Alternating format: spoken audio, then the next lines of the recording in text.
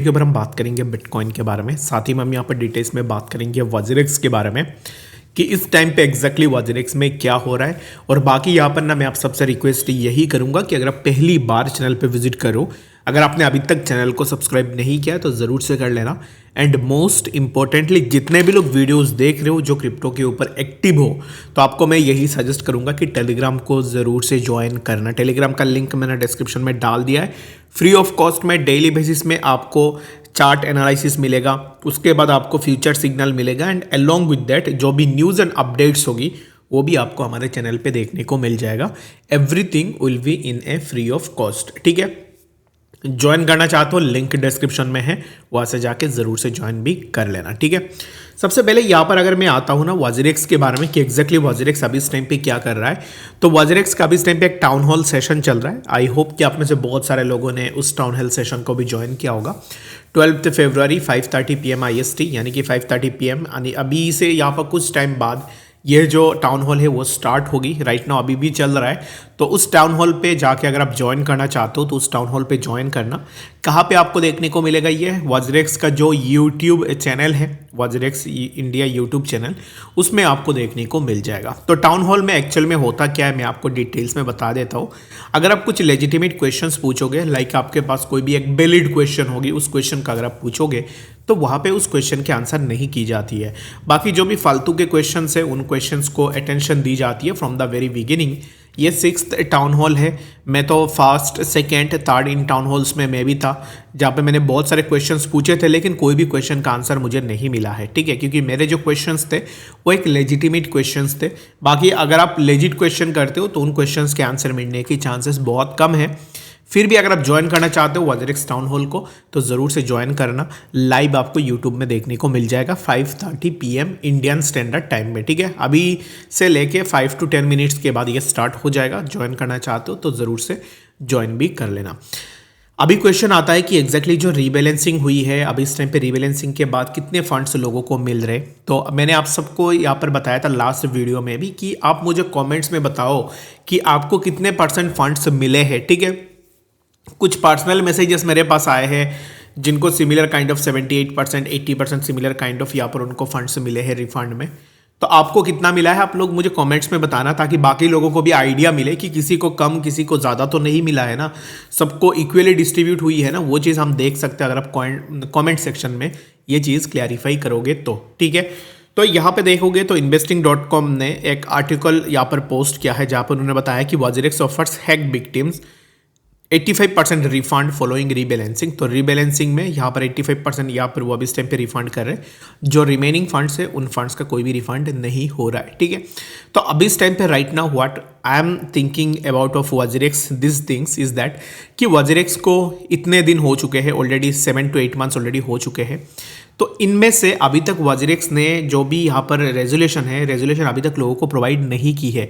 Like वो rebalancing कर रहे हैं, रिस्ट्रक्चरिंग कर रहे हैं। फ्रॉम द वेरी बिगिनिंग उन्होंने कहा था कि हम पैसे लोगों का वापस कर देंगे जल्द से जल्द। तो अभी इस टाइम पे देखो तो अभी तक कोई भी अपडेट यहाँ पर प्रॉपर अपडेट लोगों को नहीं मिला है। ठीक है, अगर आप देखोगे तो the exchange has now opened the option for creditors to accept the rebalancing terms until February 19 a 75% majority vote is necessary for the plan to be adopted.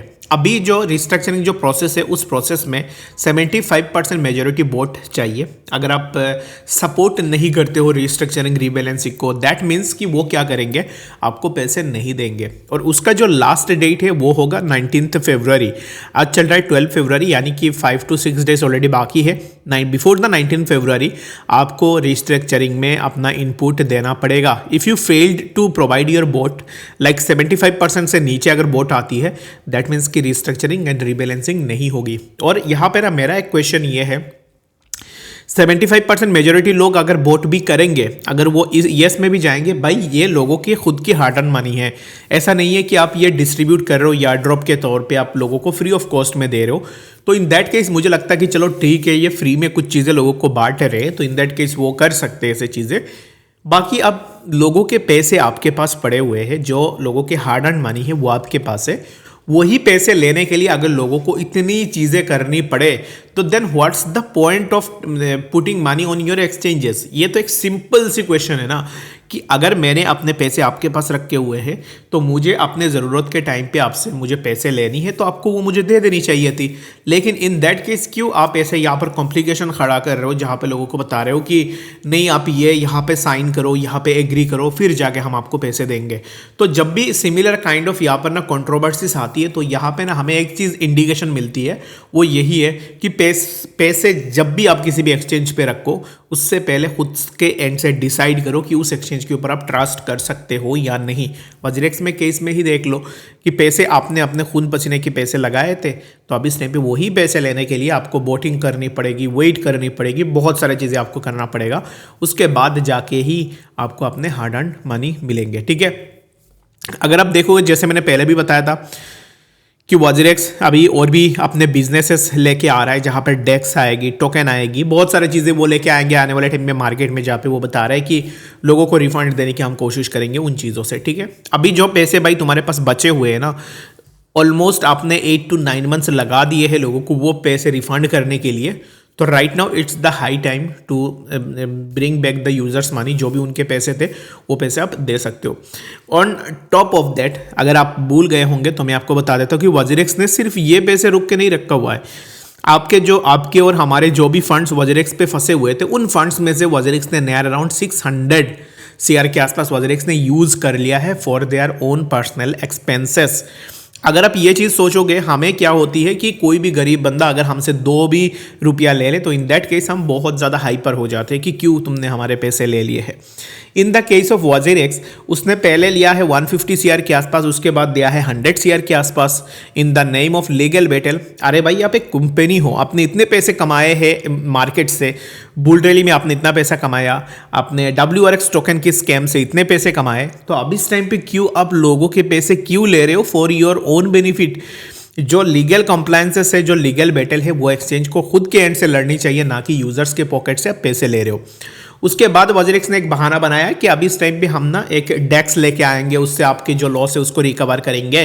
तो डेक्स लाने के लिए, टोकन लाने के लिए हम क्या करेंगे कि आपसे 150 CR के आसपास पैसे ले लेंगे और उसमें से हम एक डेक्स बना लेंगे। भाई मुझे ये बताओ कि बिजनेस तुम्हारा है, तुम अपने बिजनेस खड़ा कर रहे हो, इन दैट केस तुम लोगों के पैसे क्यों ले रहे हो।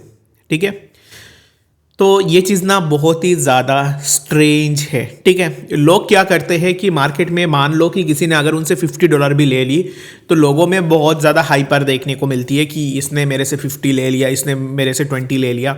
But what about these cases, जब आपके पॉकेट से 100 CR के आसपास कोई लेके जा रहा है इन the name of legal battle and all, उस टाइम पे क्यों लोग निकल के नहीं आते हैं इसके ऊपर अपोज करने के लिए। मेरा यहाँ पर यही क्वेश्चन है आप सबसे। मैंने बहुत कम आउटरीच देखा है इस चीज़ को लेकर जब वज्रेक्स ने यूजर्स के फंड्स को ऐसे यूज़ किया है। जो बिजनेस वज्रेक्स अब इस टाइम पे बनाएगा आपके 150 CR से, लीगल बैटल के लिए तो 100 CR खा लिया उसने, ऑलरेडी चले गए वो पैसे।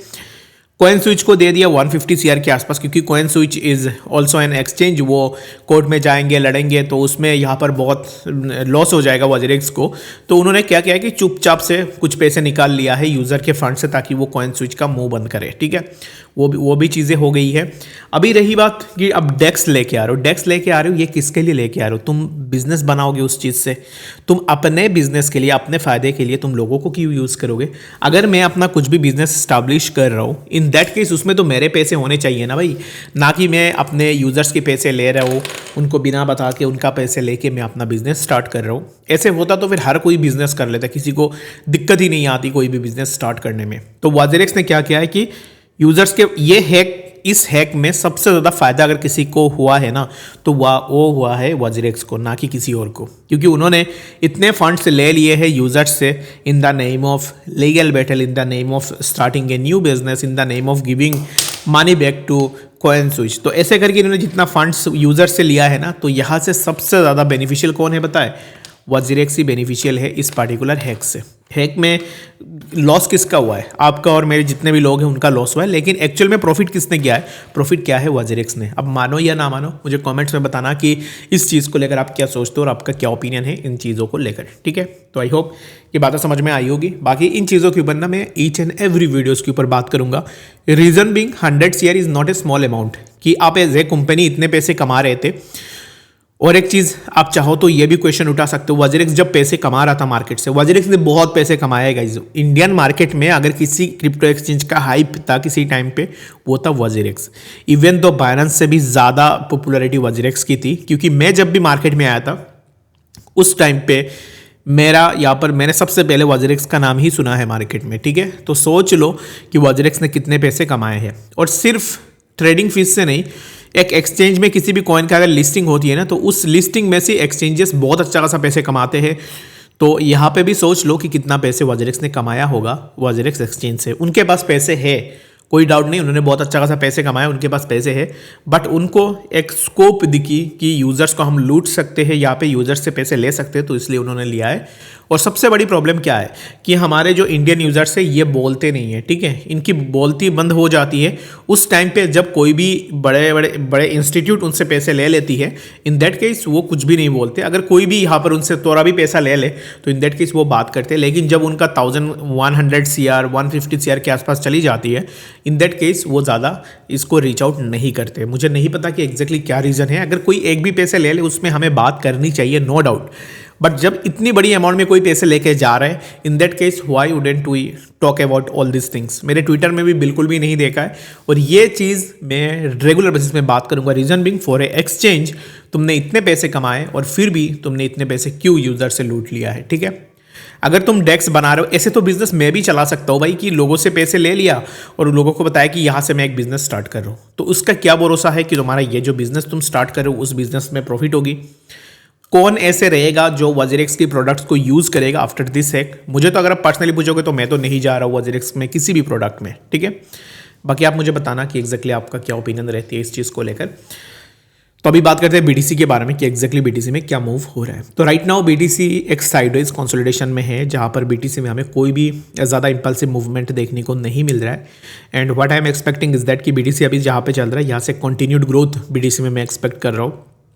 Which will be near around 99,000 and later we can expect कि प्राइस हमें 1 लाख के आसपास देखने को मिल जाए, जो कि मैंने मॉर्निंग में भी आपको बताया था कि मेरा जो गोल है, for my goal I am expecting the price of BTC near around 1,02,000। यहाँ तक मैं इजीली बीटीसी का एक्सपेक्टेशन लगा रहा हूँ, ठीक है। तो what are you expecting from the price of BTC, मुझे कमेंट्स में बताना। और बीटीसी के लिए ये जो जोन है ये मेरे लिए इंपॉर्टेंट है, ठीक है। तो इसी जोन तक मैं देखूंगा। बाकी कुछ भी इंपॉर्टेंट आती है, बीटीसी अगर ब्रेकडाउन करती है या फिर कोई भी इंपल्सिव मूवमेंट होती है, उसका अपडेट मैं आपको टेलीग्राम पे भी प्रोवाइड करवा दूंगा। बाकी टेलीग्राम पे ज्वाइन नहीं किया है तो लिंक डिस्क्रिप्शन में है, ज़रूर से जाके ज्वाइन भी कर सकते हो, ठीक है। तो इस वीडियो के लिए फिर लेते हैं, मिलते हैं अपडेट्स के साथ, तब तक के लिए गुड बाय।